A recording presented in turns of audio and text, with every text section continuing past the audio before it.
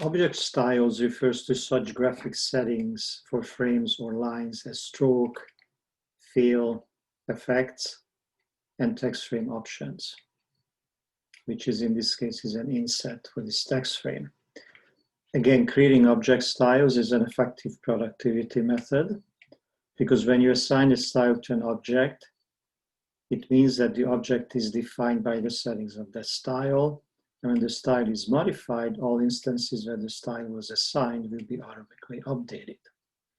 To create an object style, whether it's a frame or a line, is this. So create the object. Okay. This one is created with using the line tool. Then while the object is selected, modify the object, define the object. So in this case, maybe define this object with a dotted line and add the arrow to it, for which I have to navigate to the strokes panel, arrow at the end, and I change the arrow size 400 times larger.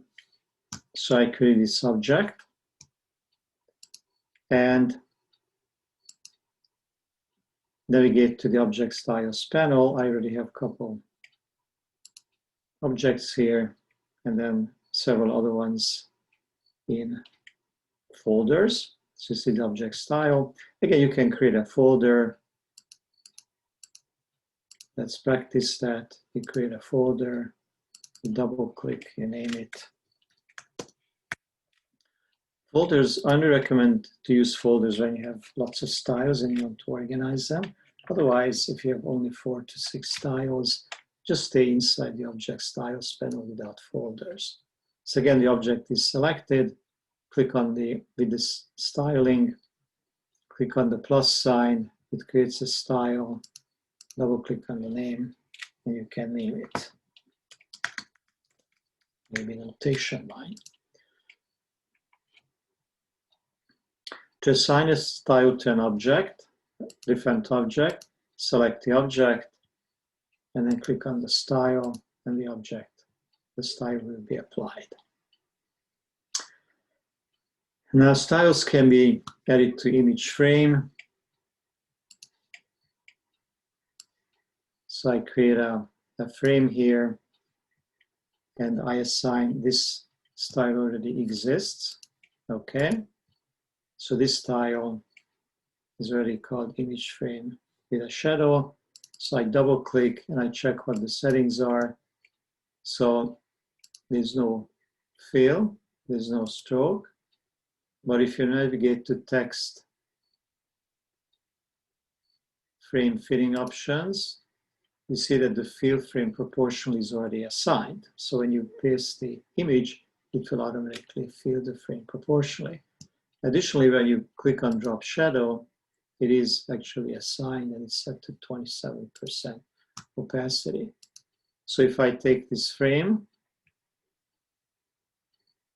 I can either assign the image frame with the shadow now, or once I placed an image inside. Okay, so in this case, I will do the second option, and I hit the W key on the keyboard, so I see the frame.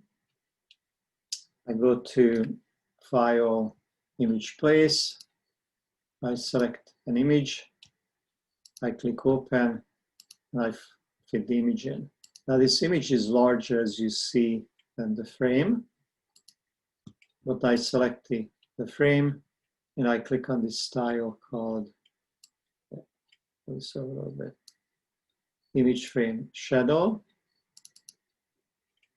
and see that it's still, the frame is large, so for some reason you have to double click until the first time you apply this.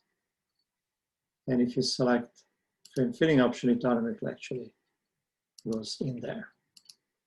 Okay, so one advantage, I guess, is that we have this preset condition. Same applies to text frame.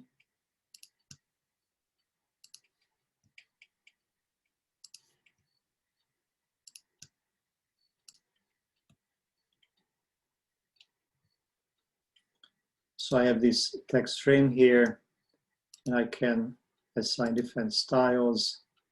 And once you select the frame, you can assign any of the style that's available. So again, the advantages that the style allows you to edit or modify with a single operation all instances where the style was assigned.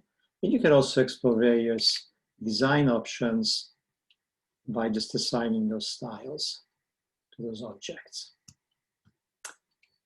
So again, another fun and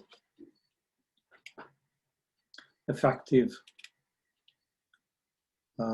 feature in Adobe InDesign, creating and using object styles.